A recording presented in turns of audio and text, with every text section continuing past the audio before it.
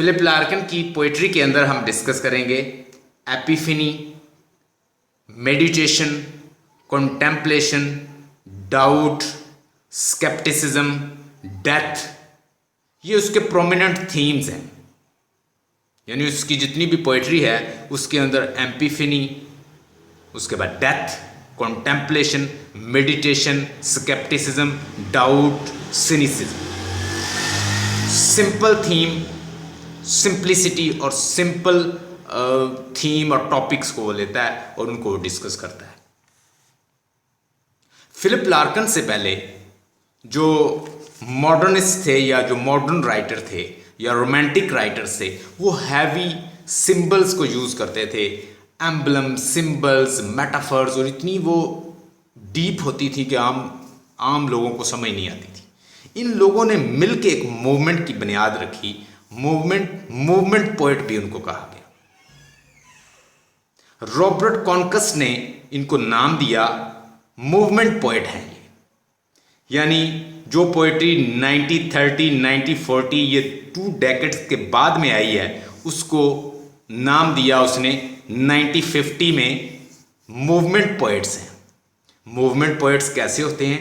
Movement poets उसने कहा कि सिंपल लिखते हैं, टॉपिक बड़े सिंपल होते हैं, क्लियरर, सिंपलर और मॉडेस्ट स्टाइल को यूज करते हैं।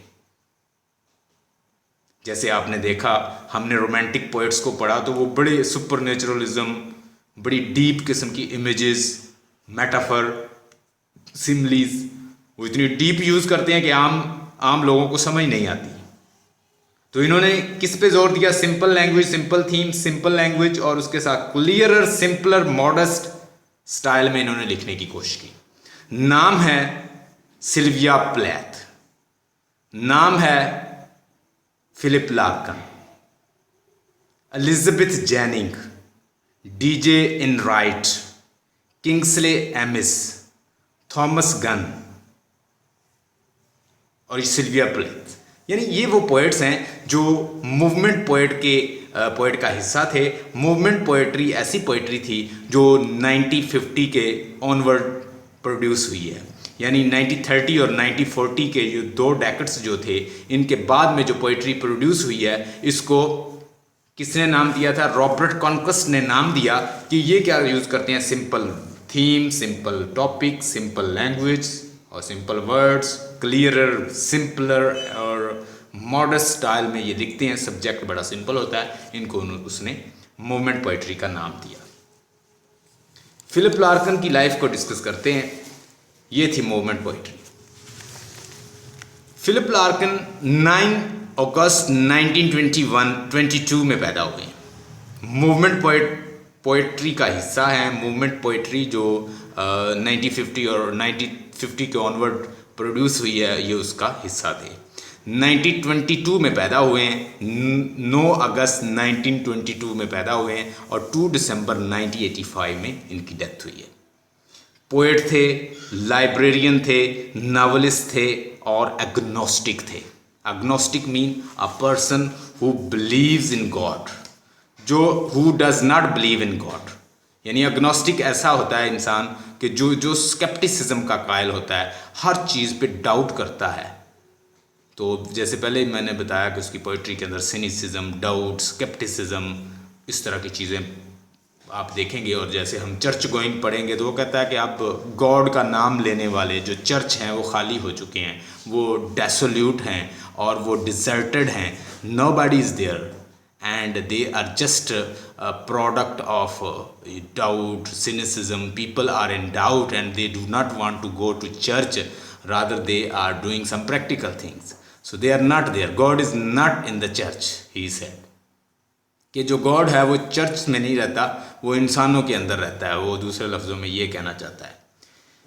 और 1922 में लार्किन जो है, इन्होंने जो अपनी अर्ली लाइफ है वो एक टाउन है, कवेंट्री टाउन है, उसमें इन्होंने स्पेंड की है। और सिडनी, जो इनके वालिद का नाम है सिडनी लार्किन, मदर जो है ईवा, नाम लिख लें, तो उसके बाद मैंने बता दिए मूवमेंट पोइट्स, मैंने आपको बता दिए वो मूवमेंट पोइट्री के जो मेंबर्स हैं सारे, Kingsley Amis, John Wains, Elizabeth Jenning, Thomas Gunn, Donald Davie, D J Enright, ये सारे क्या हैं, मूवमेंट पोइट्स हैं। इसकी पोइट्री के अंदर क्या मिलेगा आपको, डाउट, स्केप्टिसिज्म, और उसके बाद मेडिटेशन, कॉन्टेम्पलेशन, और उसके बाद एपिफेनी। एपिफेनी का मतलब लिख रहे हैं, मैं आपको लिखवा देता हूँ। एपिफेनी का मतलब होता है फ्लैश, इंस्पिरेशन, विजन, ये सारे इसके मीनिंग है। सडन इंट्यूटिव नॉलेज या इम्पल्सिव आइडिया, जब राइटर को इम्पल्सिव आइडिया आते हैं, अनप्लैंड आइडिया आते हैं, वो ऐसे लिखता जाता है, जब ऐसे लिख देता है, परसेप्शन होती है इंसाइट के थ्रू, या कोई इंसाइट के थ्रू, वो विजन के थ्रू वो कुछ लिख देता है। जैसे बाज़ औक़ात मिस्टिक जो है वो परसीव करते हैं चीज़ों को, कोई रेवोल्यूशन होती है जैसे, तो कोई आइडियाज़ आते हैं, मोमेंट ऑफ रेवोल्यूशन के थ्रू कोई चीज़ आती है, उनके ऊपर कोई अपीयरेंस होती है, कोई मैनिफेस्टेशन होती है थ्रू नेचर, तो वो वैसा ही लिख दें तो वो एपिफेनी कहलाता है। ये एपिफेनी से रिलेटेड जो अपना नॉलेज है, विजन से रिलेटेड, वो यूज़ करता है और लिखता जाता है। चर्च गोइंग को आप देखेंगे कि इसने सारा कुछ एपिफेनी और अपने विजन से बहुत सारी चीज़ें वो बयान करता जाता है और डिस्कस करता जाता है। फिलिप लार्कन जो हैं जी, इनकी मैं लाइफ आपको लिखवाता हूँ मज़ीद। अच्छा जी, ये ज़रा लिखें, introduction about his life. Father का नाम है सिडनी लार्कन, मदर का नाम है ईवा, और इसके अलावा process of his education. Philip Larkin was admitted to the King Henry 8 grammar school in Coventry town, जहाँ ये पैदा हुए थे, वहाँ से इन्होंने प्राइमरी एजुकेशन जो है हासिल की है। और उसके अलावा Philip Larkin only get one advantage from his school, that he got good friendship with the Jim. एक जिम नामी एक इनका फ्रेंड बना था, जो बाद में काफ़ी पेंटिंग में काफ़ी रेप्यूटेड हुआ था, ये इनका फ्रेंड था। Education of Oxford university, Oxford university से इन्होंने लेटर जो है अपने बीए जो है फर्स्ट डिवीज़न में पास किया है। इट मीन कि इन्होंने ऑक्सफोर्ड यूनिवर्सिटी को भी उसमें भी इन्होंने इल्म हासिल किया, जो कि टॉप की यूनिवर्सिटी है। वहाँ इनके फ्रेंड बनते हैं किंग्सले एमिस, तो ये उनसे काफ़ी मुतासर होते हैं। इनकी अपॉइंटमेंट होती है as a librarian. World war 2 peak पे थी, तो इन्हें जॉब की ज़रूरत थी, तो उस दौरान ये फिर एक जॉब हासिल करते हैं, got job in the Wellington public library, उसमें जॉब हासिल करते हैं। उसके बाद लाइसेस्टर कॉलेज में जॉब करते हैं, और क्वीन यूनिवर्सिटी जो है वहाँ जॉब करते हैं। हल यूनिवर्सिटी में जॉब करते हैं, HULL हल यूनिवर्सिटी में जॉब करते हैं। और इसके बाद ये पोइटिक वर्क जो है, जब आप लाइब्रेरियन हैं, बहुत सारी बुक स्टडी की हैं, तो उसके बाद इनका पोइटिक और प्रोज का वर्क जो है इन्होंने लिखा है। At the age of 15 Larkin started writing poems and his poetic career begins at after many poems. तो इन्होंने बहुत सारी पोएम्स लिखी हैं। द नॉर्थ शिप 1945 में लिखी है, और द लेस डिसीव 1955 में लिखी है। द विट्सन वेडिंग जो है ये 1964 में लिखी है। हाई विंडो जो है 1974 में लिखी है। एक जो लेस डिसीव है, इसी से हम आज इसकी करेंगे, इसी कलेक्शन से एक पोएम है इसकी, चर्च गोइंग, वो हम आज स्टडी करेंगे। लार्कन एज अ नावलिस्ट भी वर्क किया है, इसने नावल भी लिखे हैं। लार्कन ने बड़ी रेपुटेशन हासिल की है। विट्सन वेडिंग जो है इसकी बड़ी प्रोमिनेंट बुक थी, और इसके अंदर और भी प्रॉब्लम है कि वीकनेस फॉर द वुमेन। इसने बहुत सारी फीमेल के साथ इलिसिट रिलेशन और इलेजिटिमेट रिलेशन रखे, लेकिन शादी किसी से भी नहीं की। So let's discuss about church going. Church going को डिस्कस करते हैं। निकालिएगा, पेज नंबर आए, ये मेरे पास 88 पेज है, काइंडली आ जाएं। चर्च गोइंग, जब हम चर्च गोइंग को डिस्कस करते हैं, टॉपिक को इसके टाइटल जैसे चर्च गोइंग से दो मीनिंग लेते हैं कि एक तो कोई चर्च को जा रहा है, people are going to church. दूसरा church are going, church are no more, church are no more, कि चर्च जो हैं वो ख़त्म हो रहे हैं। फिलिप लार्किन अपनी इस पोएम के अंदर बताता है कि लोगों का बिलीव चर्च से उठता जा रहा है। वो चर्च जहाँ पे लोग इबादत करते थे, वो चर्च जहाँ पे लोग गॉड की इबादत करते थे, बाइबल को पढ़ते थे, अब उसकी जगह झाड़ियों ने ले ली है। या इन फ्यूचर वो प्रेडिक्शन देता है कि यहाँ पे कुछ मवेशी जो हैं या काउज जो हैं या इस तरह के एनिमल्स वगैरह वहाँ पे बांधे जाएंगे। या फिर वो इसके बारे में वो मज़ीद कॉन्टेम्पलेशन करता है कि अगर ये सारे चर्चेस जो हैं ऐसे ही सुनसान रहे तो इन चर्चेस का हम करेंगे क्या एनिमल्स के लिए यूज़ होंगे, या कभी कोई वोमेन जो है, कोई औरत जो है जो स्केप्टिसिज्म में या डाउट में इन्वॉल्व हुई या कोई सुपरस्टिशियस बिलीव रखती है, वो वहाँ पे आके अपने कैंसर का इलाज अपने बेटे के लिए किसी स्टोन पे हाथ रखवा के उसमें से कुछ सुपर नेचुरल एलिमेंट्स को निकलवाएगी, या कोई इस तरह के तोहमात प्रस्ती के लिए वो यूज़ होगा। तो ये किसके लिए हम यूज़ करेंगे इन फ्यूचर। अपनी पोएम चर्च गोइंग के अंदर वो बताता है, वो इसका स्पीकर हमें ऐसे लगता है कि जैसे कोई स्केप्टिसिज्म और सिनिसिज्म और डाउट में इन्वॉल्व हो। हमें ऐसे लगता है कि जैसे कोई एग्नोस्टिक बात कर रहा है, कोई अथीस्ट बात कर रहा है, अ person who does not believe in God. ऐसा शख्स बात करता जा रहा है जिसको गॉड पे बिलीव नहीं है। वो कहता है कि चर्च जो है उनकी ज़रूरत नहीं है, चर्च जो है इन फ्यूचर एनिमल्स की जगह बन जाएगी। चर्च जो है वहाँ पे झाड़ियाँ, जड़ी बूटियाँ, इस तरह की चीज़ें ग्रो होंगी, क्योंकि लोगों ने चर्च पे बिलीव छोड़ दिया है और लोगों ने चर्च जाना छोड़ दिया है। चर्च एक जस्ट कन्वेंशनल सिंबल रह जाएगा। फिर आखिर में वो चर्च की वैल्यू को इंडोर्स करता है। वो कहता है, यहाँ पे उसने कहा है कि a serious house on a serious earth. क्या कहता है? अ सीरियस, ये इंपॉर्टेंट स्टेंजा भी है। A serious house on a serious earth it is, in whose blunt airs all our compulsions meet, recognized and robbed as destinies, and that much never can be obsolete। कहता है church तो जो है ना वो क्या है, एक सीरियस हाउस है, एक सीरियस लैंड के ऊपर, इसके ऊपर। जबकि इसके अंदर भी एक आयरनी नज़र आती है, क्योंकि ज़मीन जो है वो सीरियस नहीं है। जिस दुनिया में हम रहते हैं ये बेड ऑफ रोजेज़ नहीं है, ये कोई रेस्ट की जगह नहीं है, और यहाँ पे सीरियसनेस भी नहीं है। हम देखते हैं कि लोग कैसे डिजेक्टेड हैं, कैसे डिप्रेस्ड हैं, कैसे सफरिंग कर रहे हैं। So that is not a good place. तो वो बेसिकली इसके अंदर भी एक आयरनी जो है हम निकाल सकते हैं क्रिटिकल एप्रिसिएशन में, कि वो बेसिकली इसमें भी आयरनी यूज़ करता है। कहता है serious house on a serious earth it is, in whose blunt air, यानी इसकी एयर में क्या कहता है कि whose blunt airs all our compulsion में, यानी इसमें हमारी तमाम ज़रूरियात जो हैं, इस हाउस जो गॉड का हाउस है, जो चर्च है, इसमें हमारी सारी ज़रूरियात पूरी होती हैं, सारी ख्वाहिशात पूरी होती हैं। यानी हम दुआ करते हैं, गॉड पूरी करता है, और रिकग्नाइज्ड पूरी होती हैं, एंड रॉब्ड आवर डेस्टिनी, और हमें डेस्टिनी मिलती है, that much never can be obsolete. और कहता है कि इसका जो है कभी भी इसकी जो ज़रूरियात है या इसकी जो वैल्यू है वो कभी कम तर्क नहीं कर सकते हम इसको, या ये कभी भी कम नहीं होगी इसकी वैल्यू, ये वो बताता है। अच्छा जी, पहला देखिएगा, मैं रीड करता हूँ स्टैंजा, उसके साथ साथ हम इसकी क्रिटिकल एप्रिसिएशन और इसको डिस्कस करते जाएंगे। स्पीकर एग्नोस्टिक है, मेडिटेशन और कॉन्टेम्पलेशन को यूज़ करता है। एपिफनी का मतलब मैंने बता दिया, इंट्यूटिव नॉलेज, अपने इंट्यूटिव नॉलेज, इम्पल्सिव आइडियाज़ के ज़रिए चीज़ों को डिस्कस करता जाता है, बताता जाता है। जैसे आइडियाज़ आते हैं उसका विजन उसे देता है, उसको वैसे वो बयान कर देता है। वो इस बात का भी रिगार्ड नहीं करता कि रिलीजियस लोगों के ऊपर क्या बीतेगी इसको पढ़ के।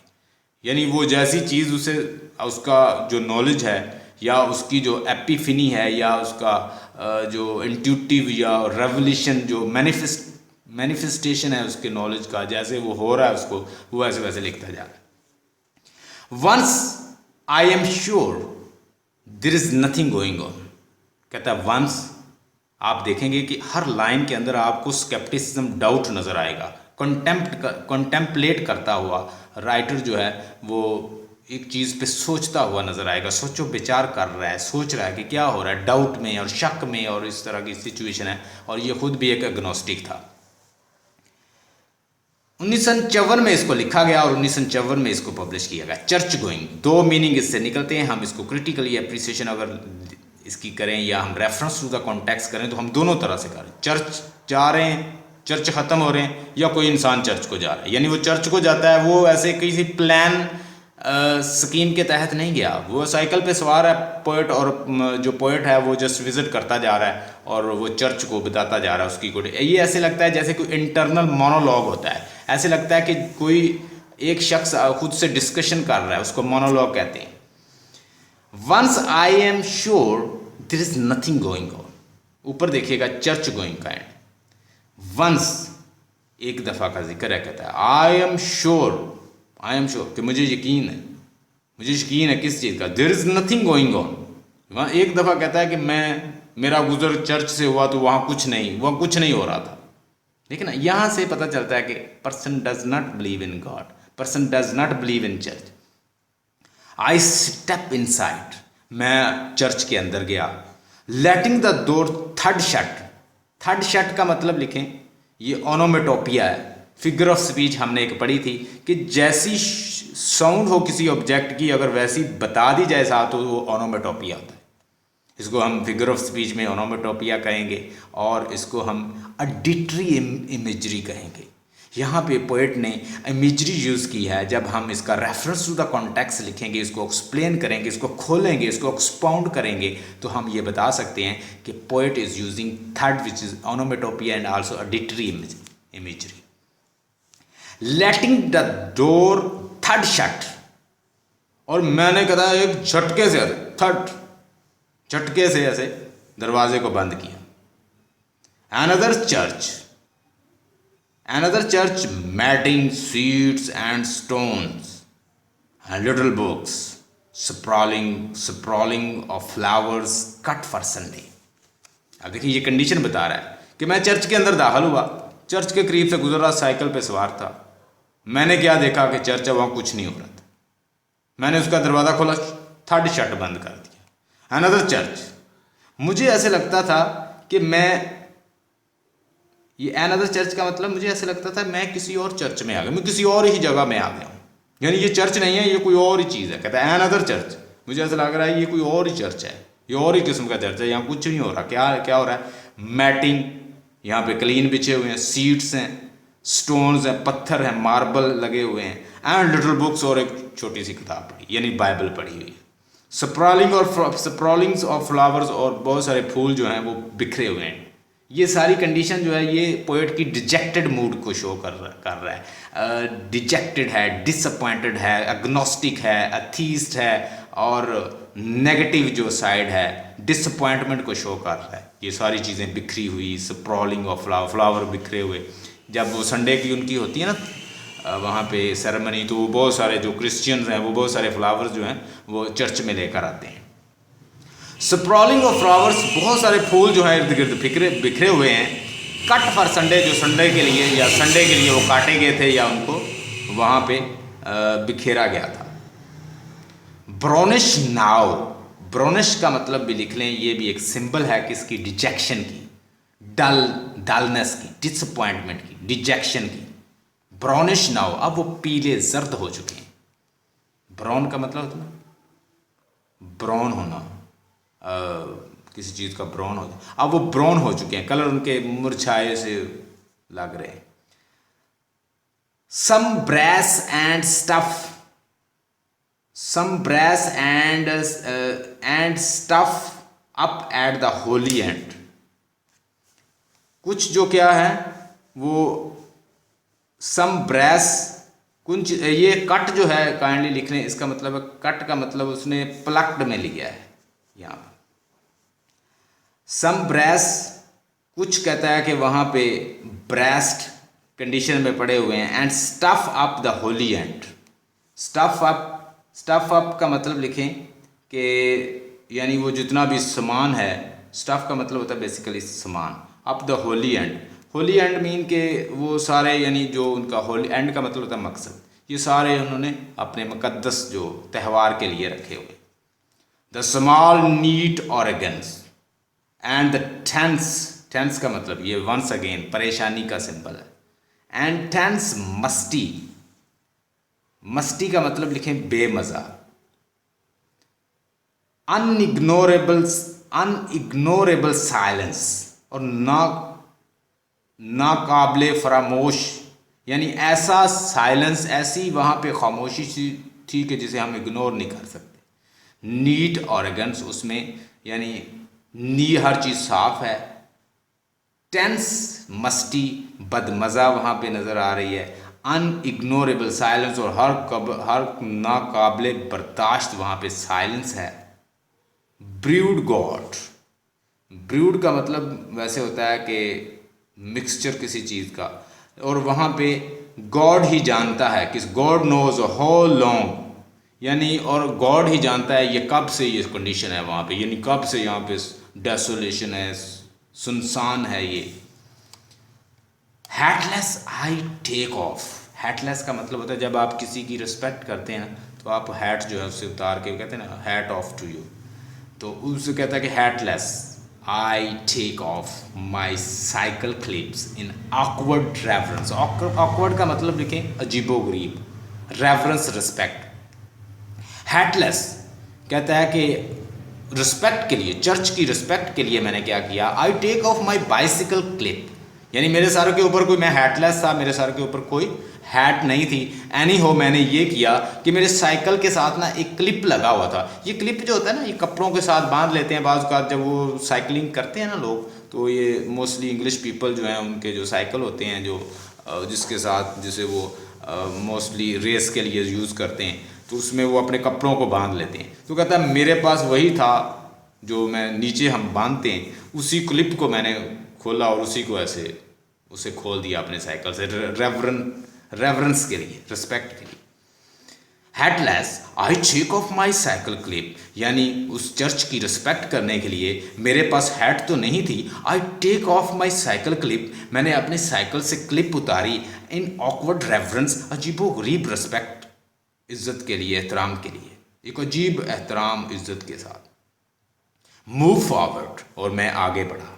Run my hand around the font, font का मतलब लिखें बर्तन या स्टोन, उसके बाद फाउंटेन, ये सारे मीनिंग इसके हैं। होली वाटर, हाँ जी।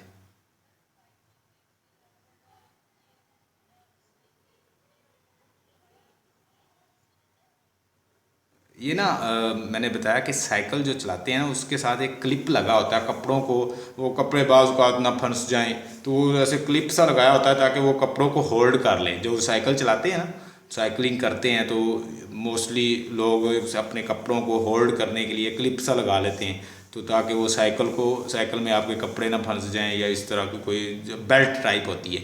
तो कहता है मेरे पास और तो कुछ नहीं था, मेरे सर पे हैट नहीं था, मैंने अपने साइकिल से क्लिप जो लगा हुआ था, वो बेल्ट था, वही उतार के मैंने उसकी रिस्पेक्ट में, रेफरेंस के लिए शो कर दिया। आप समझ आ गई बात?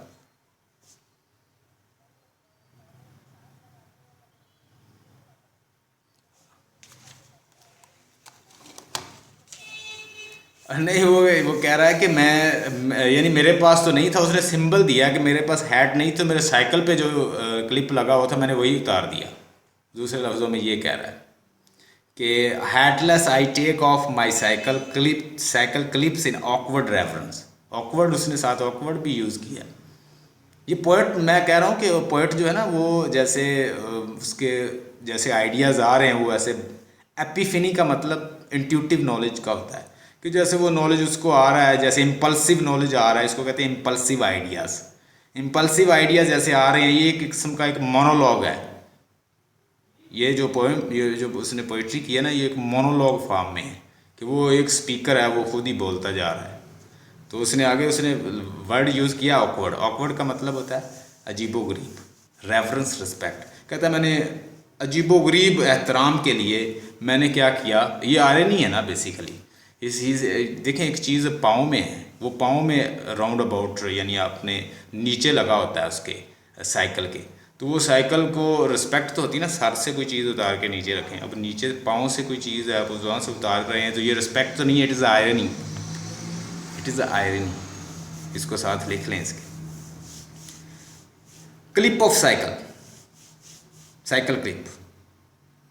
आगे जी दूसरा स्टैंडर्ड। अगर इतनी समझ आ गई तो मैं आगे एक्सप्लेन करूं। अब दूसरा स्टैंडर्ड, डीप रिस्पेक्ट। उसने रिस्पेक्ट करने के लिए, रेफरेंस का मतलब होता है deep respect. Move forward, run my hand around the font. Move forward, run my hand around the font. Font का मतलब लिख लें कोई होली वाटर, फाउंटेन्स, स्टोन्स, कोई बर्तन। कहता है मूव फॉरवर्ड, और मैं कहता है इसके साथ आगे बढ़ा। Run my hand around the fount, और मैंने अपना हाथ जो है वो फाउंटेन्स जो होली वाटर था उसके अंदर, चर्च के अंदर पड़ा, उसमें उसके अंदर मैंने लगाया। फ्रॉम वेयर आई स्टैंड, जहाँ मैं खड़ा था, the roof look almost new, यानी मैं जहाँ खड़ा था मैंने कहता ऊपर देखा तो जो रूफ थी उसकी वो बिल्कुल साफ नज़र आ रही थी। यानी इसका मतलब यहाँ से इससे भी ये शो कर रहा है कि वहाँ कोई नहीं था। क्लींस्ड, साफ थी। आर रिस्टोर्ड, या अभी साफ की थी किसी ने, या अभी उसको किसी ने साफ किया था। क्लीन्ड, साफ थी, या कहता उसको किसी ने अभी साफ किया था। It shows confusion, doubt, scepticism. ये भी एक डाउट को ज़ाहिर करता है, अंडरलाइन का।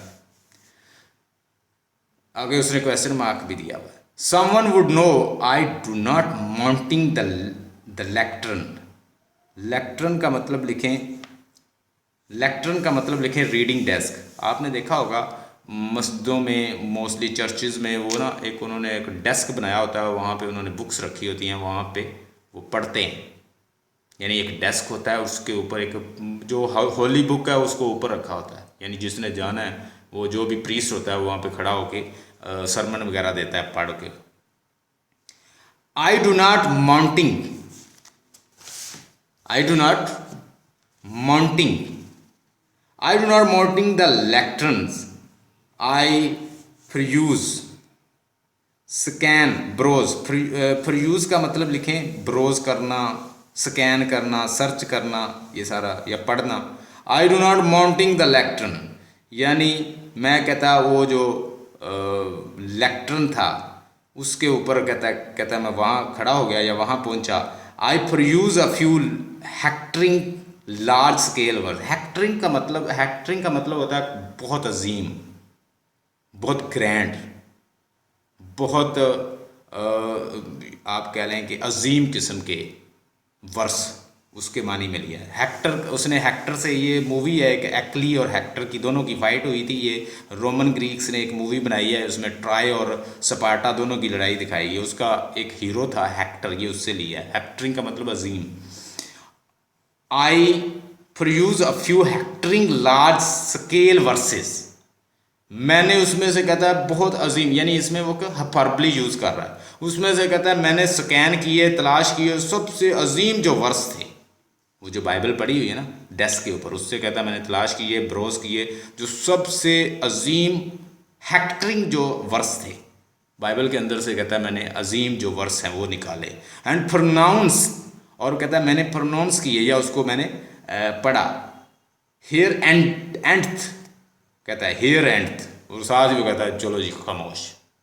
ये भी एक स्टाइल है, तंज है कि दो वर्स पढ़े बाइबल से और उकता गया, उसको ऐसे ही बुरा लगा और उसने कहा हियर एंड, उसने कह दिया बस जी बस खांडो। Much more loudly than I would meant, कहता है कि मैं बड़े कहता है मैंने इतना ऊंची आवाज़ से, इतना लाउडली पढ़ा, दैट आई वुड मेंट, यानी जितना मैं कह सकता था उतनी ऊंची आवाज़ से कहता है मैंने पढ़ा। और उसके बाद क्या, हेयर द इको स्नीगर्स ब्रीफली, जो मैंने कहता ऊंची आवाज़ से जो वर्स पढ़ने के बाद मैंने कहा ना हेयर एंड, तो वो ऐसे लगा कि जैसे कोई इंसल्टिंग और जस्टिंग जॉक किस्म की एक मजाक क्रिएट हुआ। स्नीगर का मतलब लिख रहे हैं मजाक, जिस्ट, जॉक। तो कहता है उसकी साउंड जो है वो बड़ी, कहता है मुख्तसर ऐसे गूंजी वहाँ पे कि जैसे कोई मजाक मैंने तंज किया हो या मजाक किया हो। बैक एट द डोर, जो दरवाजे से कहता टकराई, बाहर वाले दरवाजे तक टकराई जो मेरी आवाज़। आई साइन द बुक। ये जब भी आप किसी इंग्लैंड में या किसी भी यूरोपियन कंट्री में जाते हैं तो वहाँ पे ना जो एंटर होता है उसका नाम पता सारा कुछ लिख के आप एंटर होते हैं, यानी उनका एक ऑफिशियल प्रोसेस होता है। कहता है आई साइन द बुक, मैंने बुक को साइन किया, यानी मैंने अपना नाम पता जो है वो लिखा। डोनेट एन आयरिश, ये पैनी है, एक्सपीरियंस लिखा हुआ है। डोनेट एन आयरिश पैनी, 6 पैनी, और मैंने कहता है कि उसके अंदर 6 पैनी जो हैं वो उसके अंदर डाल दिए, या कुछ पैनीज जो सिक्के हैं वो डाल दिए आयरिश के। आयरिश के इसका मतलब है कि पोएट आयरलैंड में है। Reflect the place was not worth stopping for. Reflect का मतलब होता है फिर कॉन्टेम्पलेशन है, इसको लिख लें, रिफ्लेक्ट द प्लेस। और कहता है मैं उसके ऊपर रिफ्लेक्ट करता रहा, सोचता, was not worth stopping for, और मैंने कहता है उसके ऊपर सोचा, कॉन्टेम्पलेट किया, मेडिटेट किया कि मैं कहाँ आ गया हूँ, ये वर्थ नहीं है, ये इतनी कहता है वर्थेबल जगह नहीं है रुकने के लिए। Was not worth stopping for, और मैंने कहता है उसके ऊपर रिफ्लेक्ट किया, कॉन्टेम्पलेट किया, सोचा कि ये जो जगह है जहाँ मैं रुक गया हूँ या मैं जहाँ रुका हूँ ये रुकने के स्टॉपेबल नहीं है, मेरे लिए यहाँ रुकना मुनासिब नहीं है, वर्थ नहीं है, इतना वर्थेबल नहीं है कि मैं यहाँ रुकूँ। आगे कहता है यस स्टॉप आई डिड, कहता है हाँ मैं रुका, मैं थोड़ा सा, कहता है मैं वहाँ रुका। आई स्टॉप, यस स्टॉप, मैं रुका, आई डिड, मैंने वहाँ स्टॉप किया। इनफैक्ट आई ऑफन डू, कहता है मैं अक्सर ऐसा करता हूँ, मैं अक्सर जो चर्च जो होते हैं उनको देखता हूँ, मैं वहाँ पे अक्सर रुकता हूँ। किसके लिए? कोई स्पिरिचुअल वे के लिए नहीं होता, कहता है। And always and much at loss like this, wondering and always and much at loss like this, और मैं कहता अक्सर रुकता हूँ किसी चर्च को देख के, लेकिन कहता है कि जब आखिरकार कहता है कि वो मैं रिपेंट करता हूँ कि मैंने टाइम ज़ाया किया। And much at loss like this, और मैं आखिर लॉस में ही रहता हूँ या मुझे कोई फ़ायदा नहीं होता, एडवांटेज नहीं होता talking about the church are not no more worthable, वो कहता है। ये भी एक बिटर स्टायर है, wondering what to look for, और कहता है मैं हैरत से खोज लगाने लगा, व्हाट टू लुक फॉर, कि मैं यहाँ क्या कर रहा हूँ, क्या तलाश कर रहा हूँ। वंडरिंग, हैरान होना। Too, when churches fall completely, और कहता है मैं ये भी सोचकर हैरान होता हूँ। When churches fall completely out of use, जब चर्च बिल्कुल बेकार हो जाएंगे, यहाँ कोई भी नहीं आएगा। अभी तो चर्च ने डोमिनेट किया हुआ किसको? सेरेमनी को, मैरिज को, डेथ को, और इस तरह की जो सेरेमनीज, रिलीजियस सेरेमनीज हैं, इन्होंने डोमिनेट किया हुआ है। अभी चर्च ने इन चीज़ों को डोमिनेट किया है। अगर एक वक्त ऐसा आ जाए कि लोग चर्च में ना तो शादी के लिए आए, ना डेथ पे आए, ना कोई और रिलीजियस सेरेमनी पे आए, तो फिर इससे हम क्या काम लेंगे? एक डेथ, एक मैरिज और एक जो रिलीजियस सेरेमनी जो होती हैं, इसमें कहता है 3 चीज़ों ने अभी डोमिनेट किया हुआ है चर्च ने। अगर ये भी निकल जाए, इससे कहता है when church fall completely out of use, जब चर्च जो है बिल्कुल बेकार हो जाएंगे, यहाँ कोई नहीं आएगा, what we shall turn them into, ये क्या है? ये एक ऐसा इडियम है कि इसमें इसका मतलब ये है कि हम उसको किस चीज़ में बदलेंगे। What we shall turn them into, तो हम इस चीज़ से फिर इन चर्चेस से क्या बनाएंगे? आपने देखा होगा बहुत सारे जो मसाजिद हैं वहाँ कोई नहीं जाता, तो वो ऐसे ही पड़ी हुई हैं। बहुत सारे चर्चेस जो हैं वहाँ पे कोई नहीं जाता, तो पुराने जो लोग हैं वो यहाँ से बना के किसी और कंट्री में चले गए, तो वहाँ पे लोग भैंसे बांधते हैं, एनिमल्स को बांध देते हैं। What we shall turn them into, हम इसका क्या बनाएंगे? कहता है जब कोई भी यहाँ पे नहीं आएगा। If we shall keep a few cathedral होता है, ये बहुत सारे चर्चेज एक कैथीड्रल के अंडर होते हैं, उसको कैथीड्रल कहते हैं। उनका एक बड़ा जो होता है वो पॉप होता है। If we shall keep a few cathedral chronically on show, अगर हम इनको कहता है कुछ कैथीड्रल को उनको क्रॉनिकली उनको क्या करें कि कदीम उनको एग्जिबिट उनका करें, या उनको कहता है नुमाइश उनकी करें, तो देयर पर्चमेंट, पर्चमेंट का मतलब होता है रिलीजियस डॉक्यूमेंट, उनके जो मैन्युस्क्रिप्ट हैं, उनके जो डॉक्यूमेंट्स हैं, प्लेट्स, उनकी प्लेट्स। फिक्स, फिक्स का मतलब लिखें कि वो बॉक्स, कंटेनर्स। इन लॉक्ड केस, जो उनके कहता है कि लॉक्ड में या उनके अंदर जो भी जो संदूक हैं, जो कंटेनर्स हैं जिनके अंदर बहुत सारी चीज़ें पड़ी हुई हैं लॉक्ड में, तो कहता है उससे फिर क्या निकलेगा अगर हम इसकी नुमाइश लगाएं तो उसमें कहता है नुमाइश पे इन चीज़ों को, कैथीड्रल को, जो भी पुरानी चीज़ हमारे हैं, इनको हम नुमाइश पे लगा दें तो उसमें से हमें क्या निकलेगा? था कुछ रिलीजियस डॉक्यूमेंट लगेंगे, प्लेट्स निकलेंगी, पिक्स को कंटेनर लिखेंगे निकलेंगे जो लॉक्ड केसेस में होंगे। And let the rest rent free to rain and sleep. और कहता है फिर कहता है कुछ जो चर्चेज़ हैं उनको फिर छोड़ दिया जाएगा फ्री बारिश के लिए और शीप के लिए कि भेड़ें जो हैं वहाँ बांध दी जाएं। Shall we avoid them as unlucky place. क्या कहता है कि हम इनको अवॉइड कर सकते हैं, ऐसा जो चर्च का बिल्कुल खाली होना, ख़त्म होना, क्या हम इन चीज़ों से अवॉइड कर सकते हैं? क्या चर्च को हम बचा सकते हैं? Shall we avoid them as unlucky, क्या उसे हम अनलकी होने से बचा सकते हैं? आगे कहता है तीसरा स्टैंजा देखिए, कहता और आफ्टर डार्क्स विल डुबियस वोमेन, डुबिस का मतलब होता है डाउटफुल, वोमेन कम्स। कहता है ये एक तो ये है कि वहाँ पे शीप और बारिश होती रहे और फिर उसके बाद शीप के लिए उनको छोड़ दिया जाए, और ये कहता है अनलकी जो है ये ऐसा होगा जब लोग नहीं आएंगे वहाँ पे, बिल्कुल छोड़ देंगे। और आफ्टर डार्क, और कहता है कि जब बिल्कुल वहाँ अंधेरा हो जाएगा, कुछ नहीं रहेगा, तो फिर क्या होगा? विल डूबियस वोमेन कम, कुछ कहता है डाउटफुल औरतें, कुछ सुपरस्टिशियस औरतें, जो औरतें जो हैं, वेमेन का वर्ड यूज़ हुआ है, वेमेन का मतलब होता है औरतें, तो कुछ कहता है जो सुपरस्टिशियस औरतें हैं, जो सुपरनेचुरल एलिमेंट्स पे बिलीव रखने वाली औरतें हैं, किन के ऊपर? मॉन्स्टर के ऊपर, विचेस के ऊपर। वो क्या करेंगी फिर? To make their children touch a particular stone, वो अपने बच्चों को लाएंगी और उनको कहेंगी टच करें स्टोन को। कोई ख़ास किस्म के जो स्टोन पड़े हुए हैं ना चर्च के अंदर, वो सुनसान जगहों को देखेंगी कि यहाँ पे टच करें तो मेरा बेटे को क्या हो जाएगा?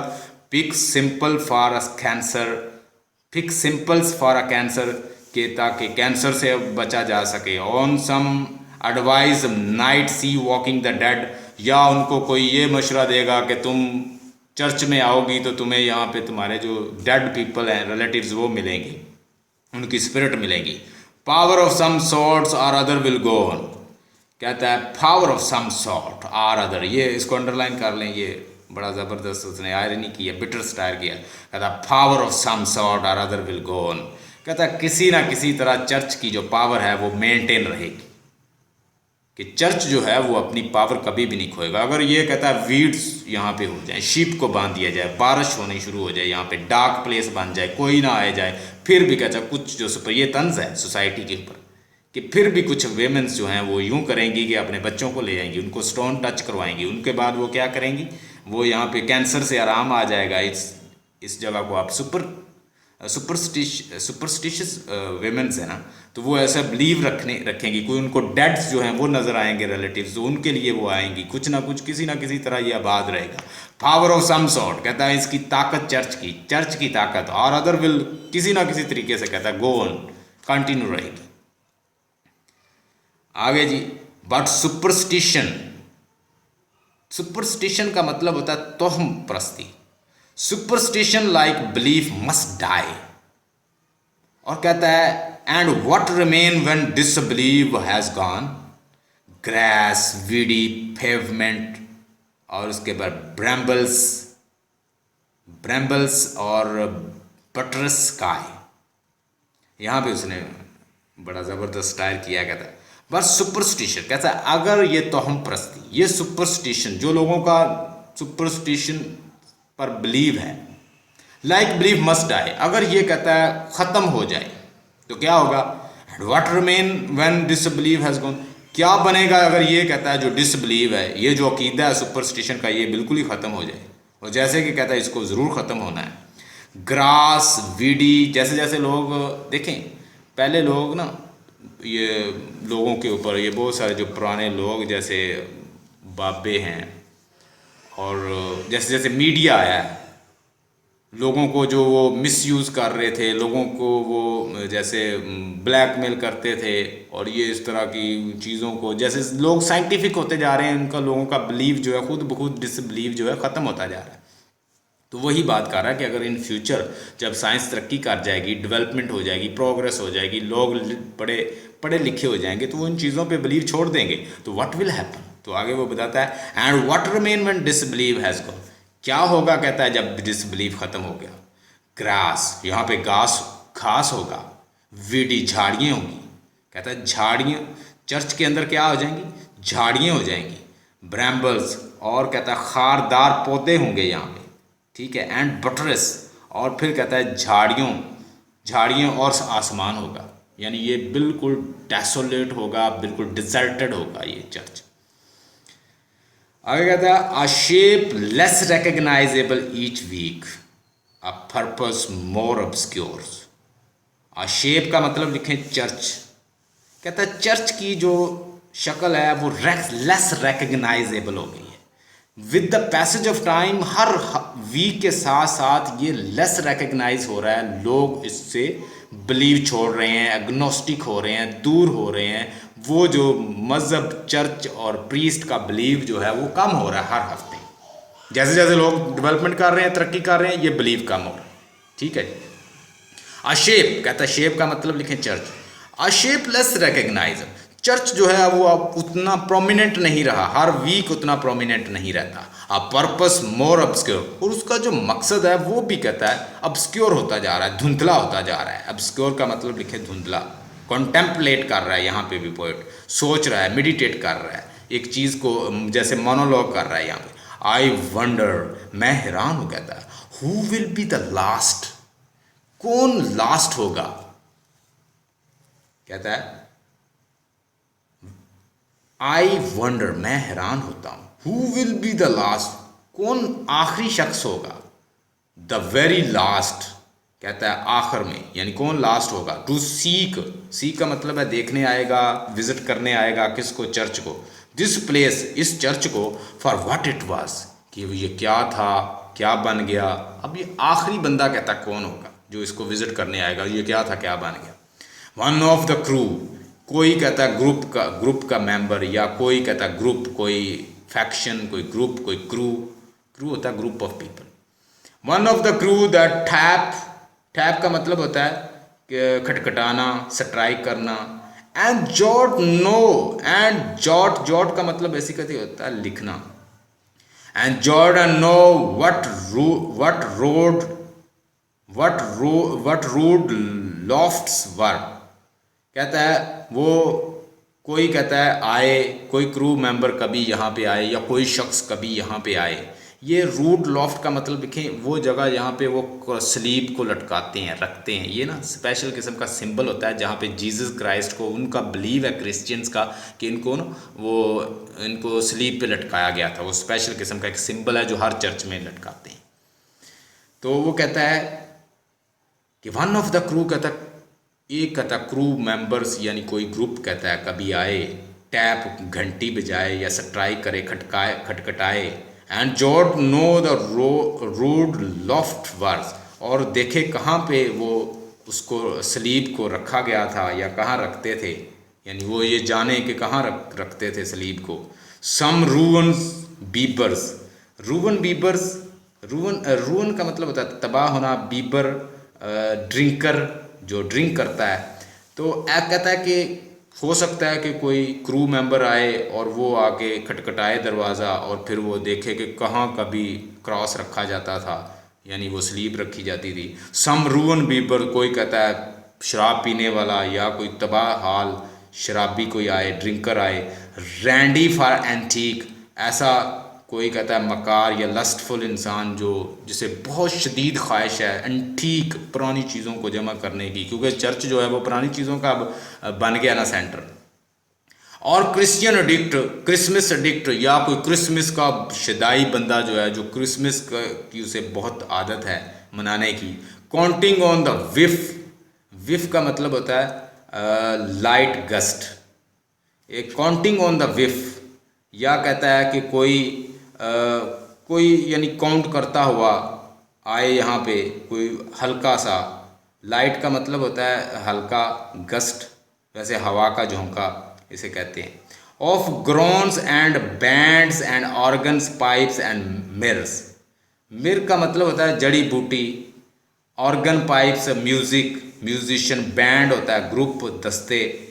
ऑफ ग्रोन्स कहता है ये जो सारे लोग हैं, ये कहता है कि कभी यहाँ पे आएँ और इसको कहता है कि कभी विज़िट करेंगे। और विल ही माई रिप्रेजेंटेटिव, या कहता है कोई मेरे बिहाफ या मेरा रिप्रेजेंटेटिव कभी यहाँ पे आ जाए, यानी ये सुनसान जगह है, यहाँ पे ये लोग जिनके नाम लिए हैं ये आएँ कभी भी, या कहता है कि मेरे जैसा कोई है, मेरा रिप्रेजेंटेटिव यहाँ पे आ जाए, मेरा नुमाइंदा बन के कोई आ जाए, तो वो क्या करेगा, वो board uninformed knowing the ghostly silt, तो वो क्या होगा, कहता है वो यहाँ पे जो मेरा नुमाइंदा होगा, मेरा रिप्रेजेंटेटिव होगा, जो मेरी तरफ से आएगा, तो वो तो कहता है अपने आप को वो उकताया होगा, वो अनइन्फॉर्म्ड होगा, वो बिल्कुल कहता है अननोन होगा, वो नोइंग द घोस्टली सिल्ट, वो कहता है कि अपनी खाकी मट्टी को, ये सिल्ट का मतलब लिखें मट्टी, कॉस्टली होता है रूह लिख लें, तो वो कहता है कि रूह के बारे में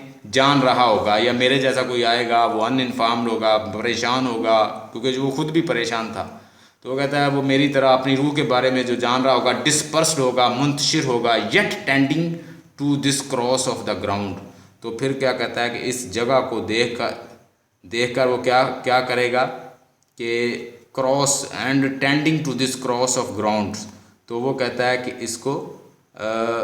इसको क्रॉस करेगा, this cross of the ground, वो फिर कहता है कि इस ग्राउंड को वो क्रॉस करेगा, यानी जो जगह है इसको वो क्रॉस करेगा, देखेगा अच्छी तरह से। दो सबर्ब स्क्रब थ्रू सबर्ब का मतलब होता है टाउन या कोई ऐसी जगह जो बिसाइड द सिटी हो। थ्रू द सबर्ब स्क्रब का मतलब लिखें किसी चीज़ का, स्क्रब का मतलब झाड़ी वाले इलाके, झाड़ीदार इलाके। कहता है through suburb scrub because it held unspoiled, through suburb, और कहता है किसी टाउन के नज़दीक कोई झाड़ी वाले जो कहता है इलाके हैं, नवाही इलाके, झाड़ी वाले इलाके, बिकॉज इट हेल्ड अनस्पॉइल्ड, वो बिल्कुल कहता है अभी ठीक हैं। So long and equally what since is found, उसमें कहता है कि so long and equally what since is found only in separations, तो वो कहता है कि यहाँ पे अलग थलग, only in separation का यहाँ कहता है कि अलग थलग, marriage and birth and death, कहता है ये जगह सिर्फ एलिनिएट है, और किस काम के लिए है, बस मैरिज, बर्थ और डेथ के लिए। Now he is talking about the church, that church is only confined for the birth, marriage and death, इसके अलावा कुछ नहीं।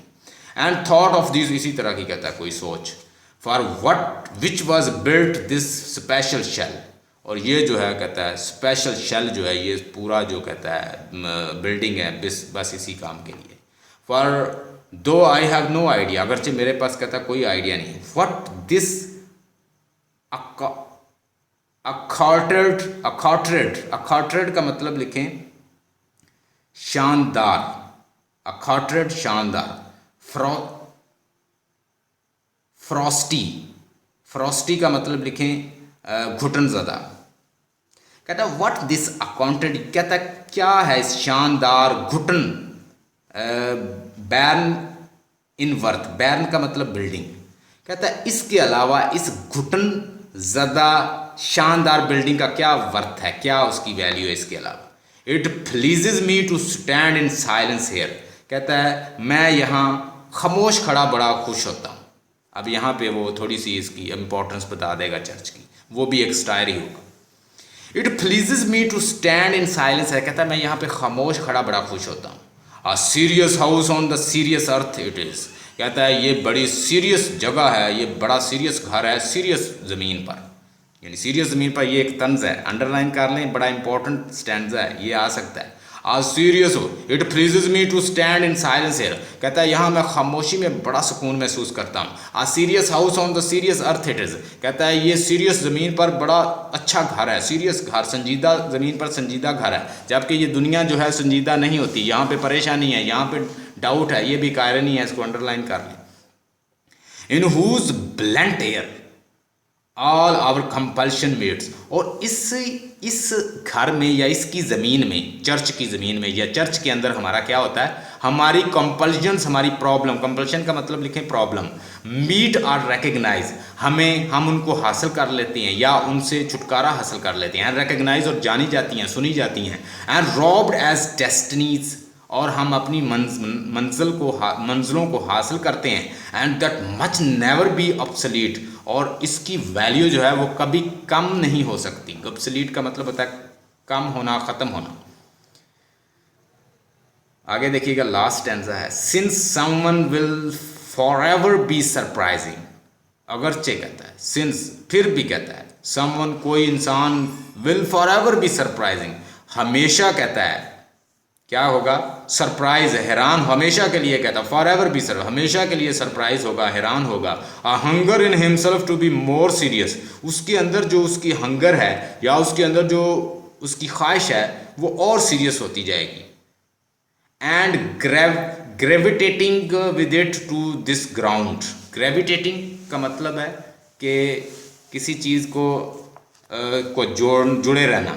And hunger in himself to be more serious कहता है कि अगर ये जो ख्वाहिश है, ये जो तलब है चर्च की, वो कहता है इंसान के अंदर और बढ़ती रहेगी, यानी चर्च जो है वो कहता है कि हमेशा रहेंगे, उसकी जो हंगर है या उसकी जो ख्वाहिश है या उसमें जाने की जो ख्वाहिश है वो हमेशा बढ़ती रहेगी। Hunger in himself to be more serious, वो और कहता है संजीदा होगी, सीरियस होगी। And gravitating with it to this ground, और इंसान जो है हमेशा ग्रेविटेटिंग रहेगा, लिंक में रहेगा, जुड़ा रहेगा इस ग्राउंड से, चर्च से। विच ही वंस हर्ड, कहता है एक दफ़ा, जो कि एक दफ़ा कहता है मैंने सुना, क्या सुना, was proper to grow wise in, कि जो शख्स चर्च जाता है, ग्रेवयार्ड जाता है, वो वाइज बन जाता है, अक्लमंद बन जाता है। और आपने देखा होगा जब हम किसी मस्जिद में जाते हैं, कहीं ग्रेवयार्ड जाते हैं, तो सारा कुछ खुल के सामने आ जाता है कि यार हमने भी यहाँ पे आना है।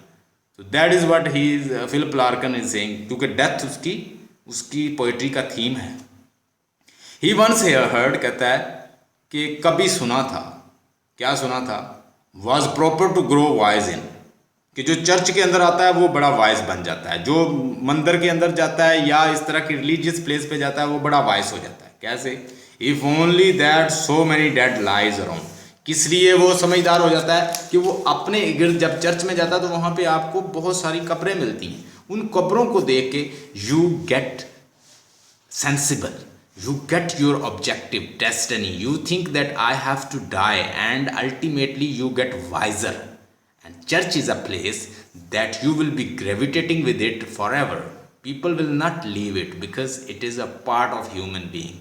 They get relief, they get their problems done over there. They go to churches and they pray to God, and that keep them fresh, that give them soothe, comfort, and that is why church will remain forever, and that makes wise when person get in, जब इसके अंदर लोग जाते हैं तो लोग wise हो जाते हैं। Respected students, आज हमने फिलिप लार्कन की लाइफ को डिस्कस किया, हमने मुकम्मल जो पोएम है चर्च गोइंग के अंदर मैंने बताया कि थीम, इसके अंदर थीम ज़रा नोट कर लीजिए, इसके अंदर थीम है कॉन्टेम्पलेशन का थीम है, अग्नोस्टिसिज्म का, अग्नोस्टिक एक इसका स्पीकर है, अनसर्टेनिटी बताता है, डाउट बताता है, स्केप्टिसिज्म बताता है, एक मोनोलॉग है इसके अंदर, और एपिफेनी है। एपिफेनी का मतलब होता है इम्पल्सिव आइडियाज़, जैसे जैसे आइडियाज़ उसको आते हैं वो वैसे वैसे लिखता जाता है। ये एक ऐसे है कि जैसे एक स्पीकर का मोनोलॉग है, वो अपनी डिस्कशन जो है वो शो करता है। और डेथ इसकी पोइट्री का थीम है, स्केप्टिसिज्म है, डाउट है, ये चीज़ें आपको इसकी पोइट्री में मिलेंगी। और ये मूवमेंट पोइट का भी ग्रुप ऑफ पोइट्स जो थे उनका भी एक ये हिस्सा है। Stay blessed and have a nice time. Tomorrow इंशाल्लाह। चौसर यहाँ पे कहाँ आ गया?